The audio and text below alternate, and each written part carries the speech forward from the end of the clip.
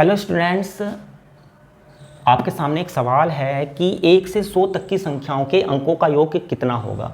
तो बच्चों, आप गलती ये कर सकते हो कि आप सवाल को ध्यान से ना पढ़ो और आप जो है इसमें सम वाला फॉर्मूला लगा दो, यानी कि आप 1 से 100 तक की संख्याओं का जो योग है वो पता कर दो। और आपको पता है इसके लिए एक फॉर्मूला होता है n+1/2।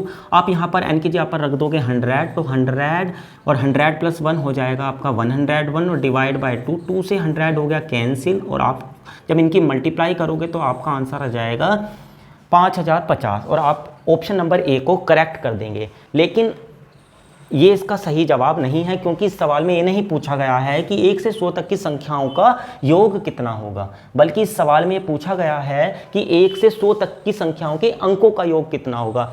मतलब कि जो हमारी 1 से 100 तक की संख्याएं होती हैं, 1 2 3 अप टू कहाँ तक, 9 तक, फिर उसके बाद 10 11, ऐसे ही हम कहाँ तक जाएंगे 100 तक। तो इनमें जो अंक आ रहे हैं उनको जोड़ करके कितना आएगा। जैसे अगर मैं 1 से 9 तक की बात करूँ तो ये तो सिंगल डिजिट के नंबर हैं, तो इनको तो हम ऐसे ही जोड़ लेंगे। लेकिन जो 10 11 या फिर आगे के नंबर होंगे उनमें हमें इन अंकों को जोड़ जोड़ के बताना है कि इनका योग कितना होगा। जैसे 10 के अंकों का योग 1 होगा, 11 के अंकों का योग हमारा 2 हो जाएगा। तो इसी तरीके से जितने भी अंक आएंगे 1 से 100 तक की गिनती में, उन सब का हमें जोड़ बताना है कितना होगा। तो इसके लिए बच्चों हम करते क्या है, सबसे पहले हम जो है जो इकाई स्थानों पर अंक आ रहे हैं उनका जोड़ निकालते हैं। तो हम देखते हैं कि भाई 1 कितनी बार आएगा। जो 1 है, अगर मैं देखूं 1 इकाई प्लेसेस में, 1 तो 1 में आएगा, एक हमारा 11 में आएगा, एक हमारा 21 में आएगा, 31 में आएगा, 41 में आएगा, एक 51 में आएगा इकाई प्लेस पर, एक 61 में, 71 में, 81 में और 91 में। तो अगर मैं देखूँ तो एक मेरा 1 में हो गया, 2 3 4 5 6 7 8 9 10, यानी कि जो 1 होगा वो मेरा कितनी बार आएगा, 10 बार। इसी तरीके से मैं देख सकता हूँ इकाई प्लेसेस पर जो 2 है वो भी मेरा 10 बार आएगा। एक 2 में आएगा, एक 12 में, एक 22 में।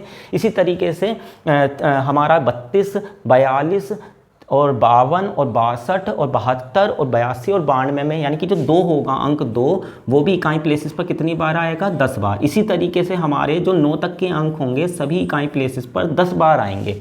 तो अगर मैं इन सबको जोड़ता हूँ तो इन सब का जोड़ हो जाएगा मेरा 1 से 9 तक के अंकों का जोड़ हो जाएगा हमारा 9, और 9 + 1 हो जाएगा 10, और बट्टे में 2। और ये सभी क्योंकि 10 बार आ रहे हैं इसलिए मैं 10 से कर दूंगा मल्टीप्लाई। 2 से 10 कट गया, 2 पंजे 10, और ये हो गया 9 की 10 से 90, और 90 की 5 से करूंगा तो 450। यानी कि जो इकाई प्लेसेस पर अंक आएंगे उन सबका जोड़ आ जाएगा मेरा 450। अब मैं जो दहाई प्लेसेस पर अंक आ रहे होंगे, तो दहाई की बात करूँ तो सबसे पहले मैं जो हमारी संख्या 1 है, अंक 1 है, उसकी बात करता हूँ। तो अंक 1 दहाई प्लेसेस पर एक तो 10 में आएगा, एक 11 में आएगा, एक 12 में आएगा, एक 13 में, एक 14 में, एक 15 में, एक 16, 17, 18 और 19 में। तो यानी कि जो दहाई प्लेसेस पर 1 है वो हमारा कितनी बार आ जाएगा, 10 बार।